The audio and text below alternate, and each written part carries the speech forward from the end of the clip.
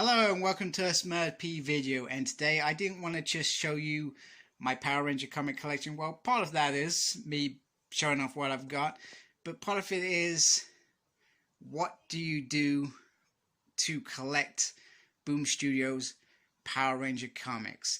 How should you be collecting it? What should you be collecting? And so forth. So we're going to begin with the main title, Mighty Morphin Power Rangers, which is how it all began back in 2016 with Carl Higgins leading the way. Okay, so Boom Studios decided probably earlier than 2016 to release Mighty Morphin Power Rangers as a comic series, and it started with issue 0 and is gone on for a fantastic 55 issues. Now, I like to say that there are 4 parts to this Mighty Morphin kind of run. The first part is 1 to 24. We've also got Annual 2016 in the mix as well. Here are some of the lovely characters. Covers, that's what I meant to say. So the first part is, it's like the spell has been broken. So we've just come out of Green with Evil. We are introduced to some new characters like Grace. And we also get an evil Tommy Oliver, aka Lord Drakkon, who probably everybody's heard of. And who rules another dimension, and he wants to infiltrate this dimension. So he has a big arc in the first sort of 18 issues, maybe it's 16. And we get a 2017 annual as well. And then we get so Rita and Nat are kind of lost and doing their own thing. So Finster is not the big bad, but he's doing some crazy experiments with some humans that lead to all sorts of weird things going on. So that is pretty much the first part. I'm not going into real detail. There is a lot of story there, and it's well, it's awesome. So the second arc is the Shattered Grid arc, which starts in 24 with the prelude, and pretty much it's Lord Drakkon's big move to control the universe by entering the Morphin Grid. He makes a bold move by, spoiler alert, killing Tommy Oliver off this world, which is a big shock because, you know, this is believed to be canon, so we're like, what's going on? We also get the 2018 annual as well, and free comic book day as well, which was a really cool story, which didn't feel like it was anything different and nothing, you know, hindered. It was a story that made sense in the Shattered Grid world, so it was pretty awesome.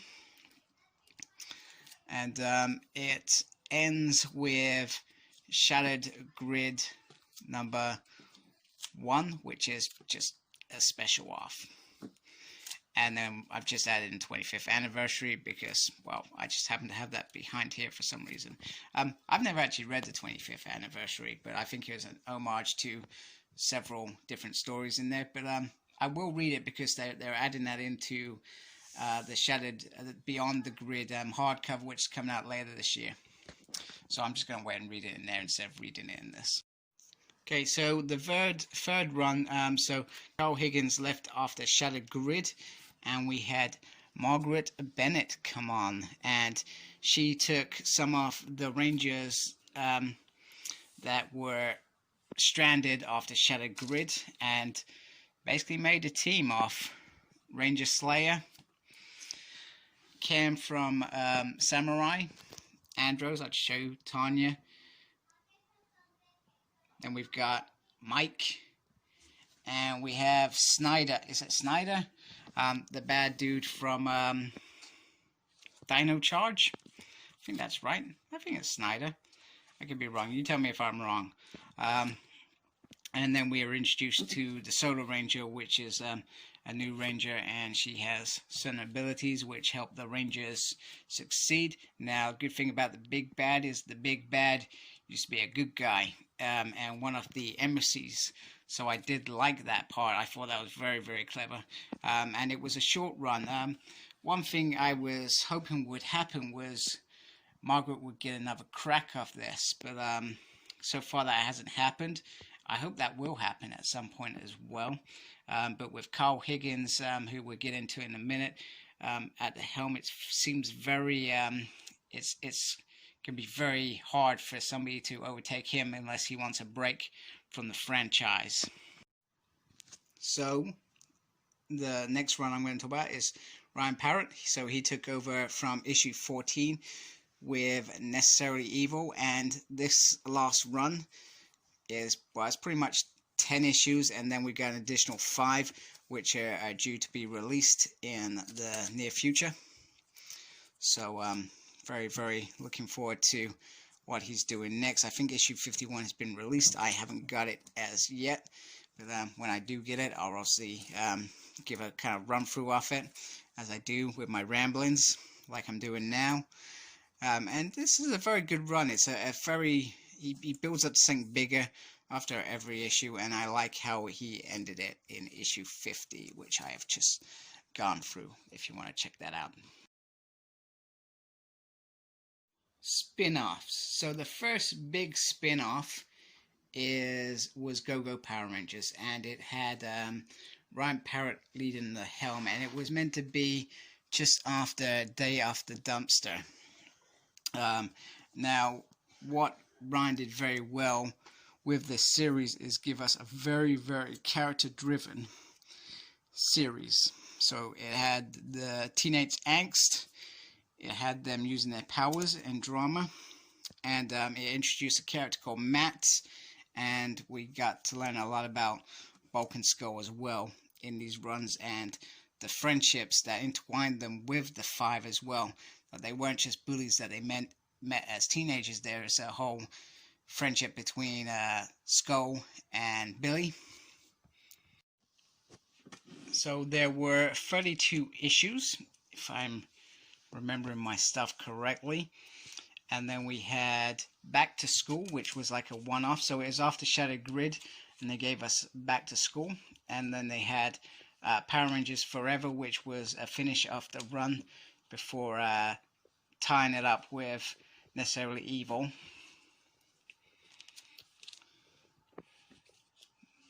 So what Ryan did as well is he drew off some relationships which weren't visible in perhaps the original TV show, but could have been possible. So Trini and Jason, they mingled with that quite nicely over quite a few issues actually, and they finally found romance. We also saw some of Zordon's darker times with an Alpha 1, which was meant to be a weapon, and went a bit wrong. So I enjoyed that as well. And what Ryan did as well, he found the in-between stories. So Tommy becoming the White Ranger, how does he just get that power? How is he chosen to have that power, etc.? Stuff like that. Stuff with why the Green Ranger has a shield and the other Rangers don't. And that's to do with Rita's mother and releasing the power coin, etc., for her to be able to make her Evil Ranger. I think the one thing that I would have personally loved to see is Green with Evil in comic form, because Ryan, he's got such a talent for filling in some of the gaps, and I feel like he could make that story so much better.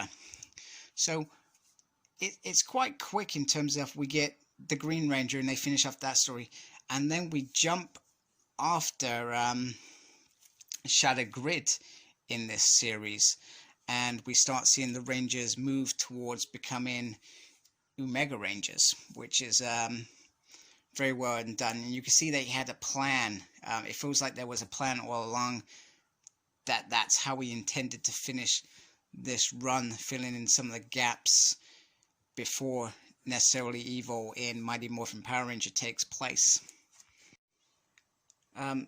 Some of the dynamic changed, I think, when necessarily Evil came into, it wasn't the same Go-Go Power Rangers. Don't get me wrong, this story is legendary, where they talk about Rita's torture in the dumpster. I think that is pure brilliance of what she had to go through for 10,000 years, same as her minions.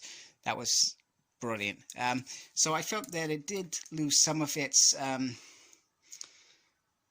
amazement towards the end. Not that it wasn't a good finish to the end. It was just coming to the end, so it wasn't the same as it was for the first 20 issues, for example, where they would give us the little about the past, and then they would show how Bamboo and Squat were selected to be part of her evil empire, etc. So maybe it's just me, and maybe I was a bit sad that it was ending, perhaps. Maybe that's why I felt that I'm not saying I didn't enjoy it. It just wasn't the same glorious run it had been up until this point. So, but Brian he did an amazing job with this, and I'm glad that we've still got him on board with Mighty Morphin Power Rangers. Not sure how, but amongst all that lot, I managed to miss out these two covers as I was going through it. Number 7 became really hard to get for some reason. I'm not sure why, but I ended up getting this from the US because it became that difficult. So if you're looking for number 7, I hope you find it.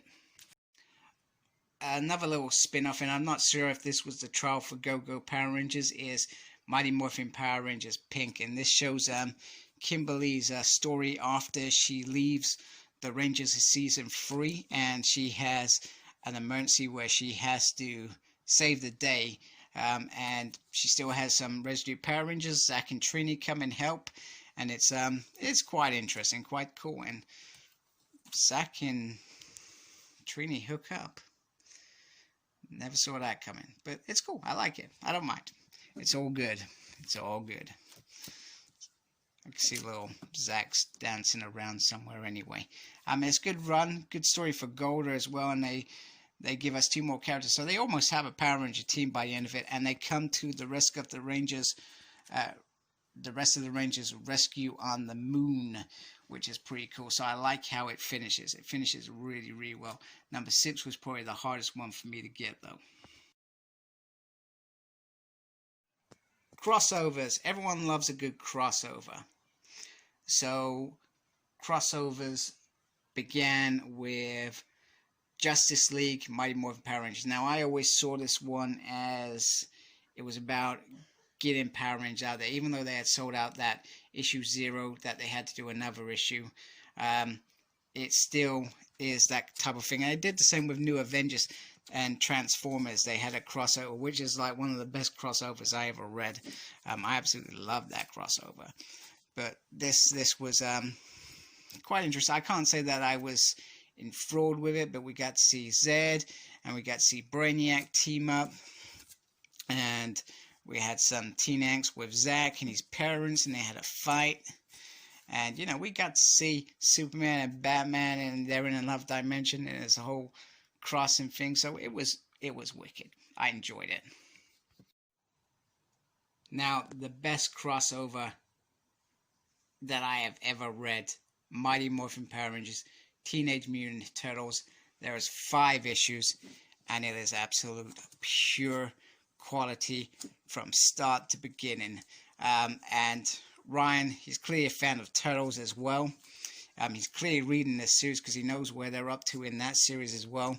And man, does he deliver. You get everything from Power Turtles to Megazord Turtles to Ninja Rangers and Rita and Shredder at it, and it's brilliant. And he's left the door open, and I really hope he gets another crack at it, or another show at it, whatever you want to call it. But damn, that is one quality crossover. Variants. Now, with every issue, there are lots of variants that come with that issue. Some are very rare, some are super rare, and some are so damn hard you may never see that, and some you don't even know exist until you find out. Now, this was a San Diego 2017 exclusive, and this was based on the X-Men issue 1 by Jim Lee. So I had to have it, being a big X-Men fan, and I got a really good deal with this. I was so lucky. You know, you see some of these and they're super hard to get, but I was lucky. So it all started with issue 0, where we saw the Rangers holding their head, and it was absolutely beautiful. You got the sword in their visor, and absolutely stunning. So out of all of these, I snagged the core 5. Trying to get hold of the Green Ranger and the White Ranger is probably the most difficult task of all. Now, to add on to that, we also have the Red Ranger with the shield as well. Another super hard one to get. And then the heads kept coming. So we had Rita holding the Green Ranger and Zero. So this is when they've taken over evil. Then we got Lord Drakkon. Now there's 3 others of these around issue 25, which are ridiculously hard to get, which are part of the, I guess, the Evo evolution of Drakkon. Issue 5, I had Zack in the Gold Shield, so this is when he was offered the deal, and you can see Rita and Finster in there. And then there was a time when Kimberly had the Gold Shield in Shattered Grid, which Jason gave it to her, which was, once again, an exclusive. So they just keep coming. So just to expand on the head thing being out of control, we now have the foils of Armored Red during the Necessary run. I think it was like a celebration, I guess, for us to get these. White Ranger, so this is what it looks, but it looks far better in issue 0. Pink Ranger, Red Ranger, we had Green Ranger, we had Armored Black Ranger, we had Yellow Ranger, we had Blue Ranger, and then Armored Pink, and then Black Ranger. So they've given us the whole foil run, and we got Lord Drakkon coming up, I think, as well. And they've started to move on some of the Shadow Grid stuff, so we've got a foiled version of the Saba and the Chaos Crystal, which I find interesting. Just to carry on with the helmet theme, during Margaret Bennett's run, we got all the Rangers and some really nice artwork and close-up of their helmets, and they're all looking at the Solo Ranger from different directions, as you can see in the visors. And you know, it's really nice. I really did enjoy this. We got Dying Charge Ranger, aka Snyder. I think it's Snyder. I'm still going to say it's Snyder. I'm probably completely wrong, and you're all laughing at me. And then, you know, we got Ranger Slayer there, who I enjoyed being in this. And then we got the Solo Ranger looking down at them. I was trying to figure out, if she's looking directly at them and they're looking directly at them, shouldn't the helmets just show her up there? So I thought that was a bit bizarre, but it doesn't matter. I can let that one go. So that was some of the variants that I caught during Beyond the Grid. Shattered Grid also provided us with a whole set of helmets. So we had Lord Drakkon holding the main Mighty Morphin Power Ranger helmets, and they look like they've been shattered, which, you know, is quite awesome, and it's beautiful artwork. I also got the foil version of Shattered Grid 1, which is like a wraparound of the issue. Now, there was no White Ranger with this, so we got the Green Ranger because he was part of the storyline. And then we got him, Lord Drakkon, holding Saba, and, you know, he breaks off his head in the prelude, so it's like he's going to flip that off. That makes sense. And we also, which I recently got, was the Chaos Crystal. Now, I wasn't going to get these two, but I thought, you know what, just for that main set, I think that I had to. Just because I like to be a completist, because it would drive me crazy otherwise when I start thinking about it. So with the Teenage Mutant Turtles, they took helmets to a whole new extreme, and I think I would have enjoyed it more if you had, say, Splinter holding a Ranger head, April holding a helmet, then the Turtles all holding a helmet, but each Turtle held every single helmet, and it was it was a bit much for my taste. So when I saw the shredder holding the helmets, it looked so much better, and it didn't look like it was going to be extreme, if that makes sense. Even though it's the same thing, I know I'm contradicting myself. It just looks so much cooler. But I would have liked Splinter holding the red helmet for example. Like I said, I feel like that would have been a better set than the craziness that they got. And no disrespect to anybody who's brought it, but one thing that I think I'm hoping they're going to try and continue this to complete the set, because I really want to complete the set. And it's going to feel incomplete just like this.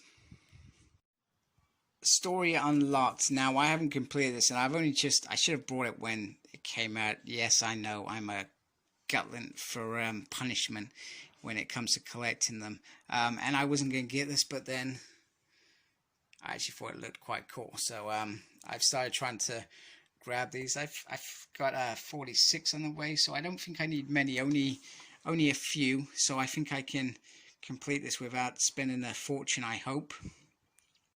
Some people who know me quite well, issue 24 was the hardest comic to get, and when I finally did get it, I literally won like 3 bits in like one go, and this was one of them.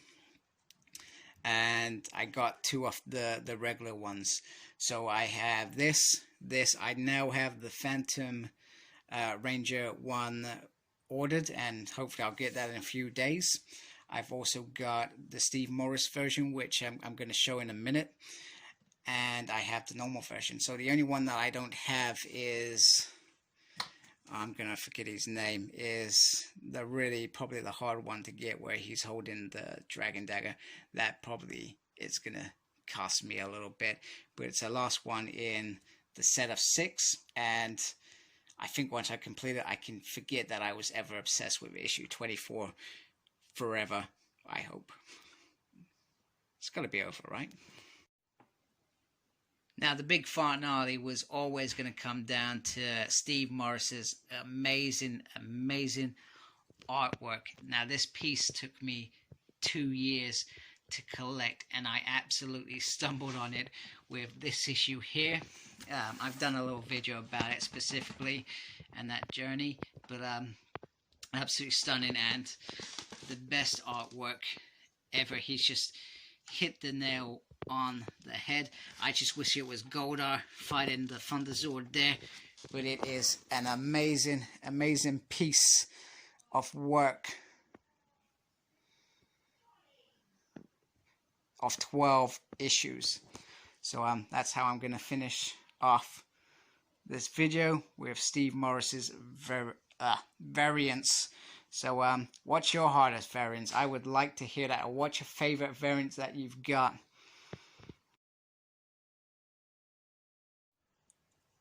Okay, so what is to come next from Boom Studios?